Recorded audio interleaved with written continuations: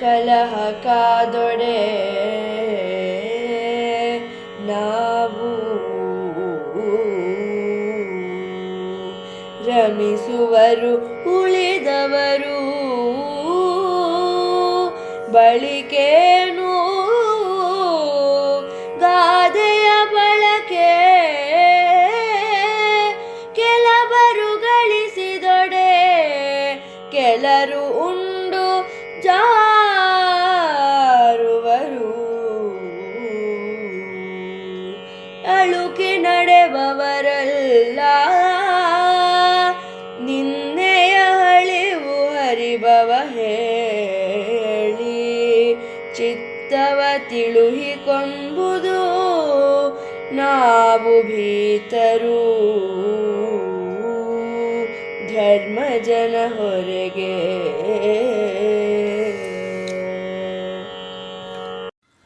ದ್ರೌಪದಿ ಹೇಳಿದಂತಹ ಮಾತನ್ನ ಭೀಮ ಒಪ್ಪಲಿಲ್ಲ. ಬದಲಿಗೆ ಅವನು ಹೇಳ್ತಾ ಇದ್ದಾನೆ, ಕಲಹ ಕಾದೊಡೆ ನಾವು ರಮಿಸುವರು ಉಳಿದವರು.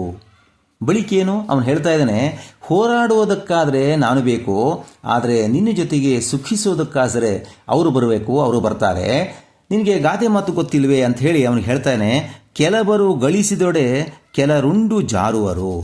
ಈ ಸಮಾಜದಲ್ಲಿ ಹೇಗೆ ಅಂತಂದರೆ, ಕೆಲವರು ಅತ್ಯಂತ ಕಷ್ಟಪಟ್ಟು ದುಡಿದು ತಮ್ಮ ಬದುಕನ್ನು ಕಟ್ಟಿಕೊಳ್ಳಲಿಕ್ಕೆ ಪ್ರಾರಂಭ ಮಾಡಿದ್ರೆ, ಇನ್ನು ಕೆಲವರು ಒಂದಿನಿತೂ ಕೂಡ ಶ್ರಮ ವಹಿಸದೇನೆ ಹಾಗೆಯೇ ಕೂತು ಉಣ್ಣತಕ್ಕಂತಹ ಒಂದು ಘಟನೆ ಅಥವಾ ಪ್ರಸಂಗವನ್ನು ನಾವೆಲ್ಲೂ ಕೂಡ ಗಮನಿಸ್ತೇವೆ. ಹಾಗೆ ಉಳಿದವರು ಸಂಪಾದನೆಯನ್ನು ಮಾಡದೆ ಹಾಗೇ ಜಾರಿಕೊಂಡು ಬಿಡ್ತಾರಲ್ಲ, ಆ ರೀತಿಯಾಗಿ ನಿನ್ನ ಉಳಿದ 4 ಪತಿಯಂದಿರು ಯಾರಿದ್ದಾರೋ ಅವರೆಲ್ಲೂ ಕೂಡ ಹಾಗೆ ಜಾರಿಕೊಳ್ಳತಕ್ಕಂತಹ ಮನಸ್ಥಿತಿ ಉಳ್ಳವರು. ಹಾಗಾಗಿ ನಾನು ನಿನಗೆ ಹೇಳ್ತಾ ಇದ್ದೇನೆ, ಯಾಕೆಂದರೆ ಉಳಿದ 4 ಹೇಗೆ ಅಂತಂದರೆ, ಅವರು ಯಾರಿಗೂ ಕೂಡ ಹೆದರಿ ನಡೆಯುವವರಲ್ಲ.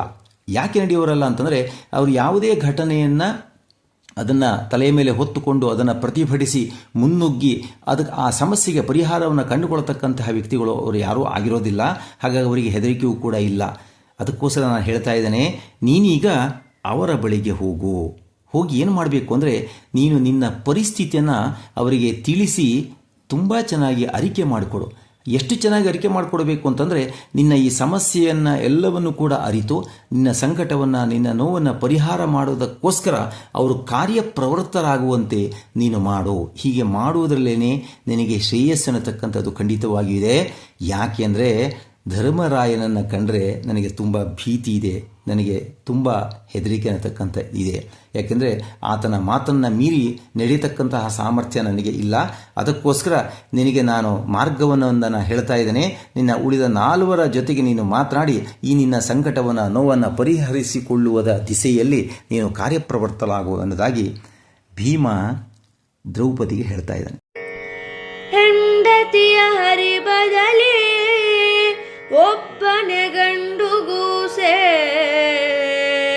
ವೈರಿಯನು ಕಡಿಖಂಡವನು ಮಾಡುವನು ಮೇಣ್ ತನ್ನೊಡಲ ನಿಕ್ಕುವನು ಗಂಡರೈವರು 3 ಲೋಕದ ಗಂಡರು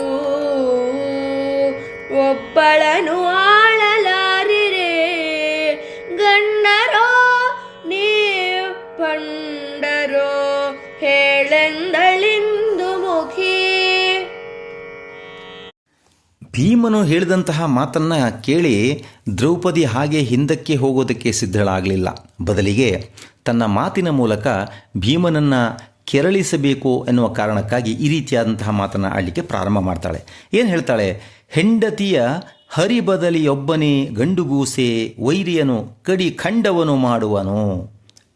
ಅವಳು ಹೇಳ್ತಾಳೆ, ಹೆಂಡತಿಗೆ ವಿಪತ್ತು ಬಂದಿದೆ, ನೋವು ಬಂದಿದೆ, ಸಂಕಟವಾಗಿದೆ ಅಂತ ಆದರೆ ಸಾಕು, ಗಂಡನಾದನು ಒಬ್ಬನೇ ಇದ್ದರೂ ಕೂಡ ಆ ವೈರಿಯನ್ನು ತುಂಡರಿಸಿ ಬಿಡ್ತಾನೆ, ಖಂಡ ತುಂಡಾಗಿ ಅವನು ಪರಿವರ್ತಿಸಿ ಬಿಡ್ತಾನೆ.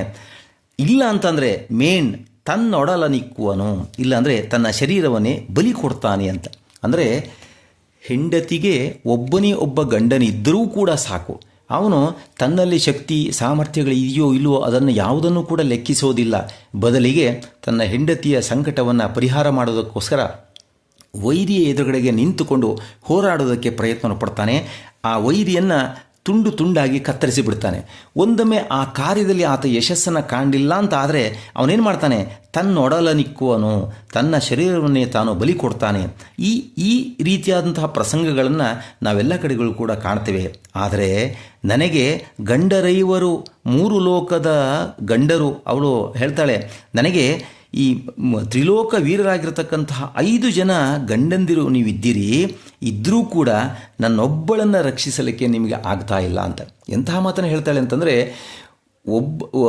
ಒಬ್ಬ ಹೆಂಡತಿಗೆ ಒಬ್ಬನೇ ಪತಿ ಇದ್ದಾಗ ಇಂತಹ ಕೆಲಸಗಳು ಆಗತ್ತೆ ಅಂತಂದರೆ, ನೀವು 5 ಜನ ಇದ್ದರೂ ಕೂಡ ನಿಮ್ಮ ಹತ್ರ ಮಾಡಲಿಕ್ಕೆ ಸಾಧ್ಯತೆ ಇಲ್ಲ, ನನ್ನನ್ನು ರಕ್ಷಿಸೋಕ್ಕೆ ಆಗ್ತಾ ಇಲ್ಲ ಅಂತಂದರೆ ಅವಳು ಹೇಳ್ತಾಳೆ, ನೀವು ಗಂಡರೋ ಅಥವಾ ಭಂಡರೋ ಹೀಗೆ ಹೇಳಿ ಎನ್ನುವುದಾಗಿ ದ್ರೌಪದಿ ಜೋರಾಗಿ ಆರ್ಭಟಿಸ್ತಾಳೆ.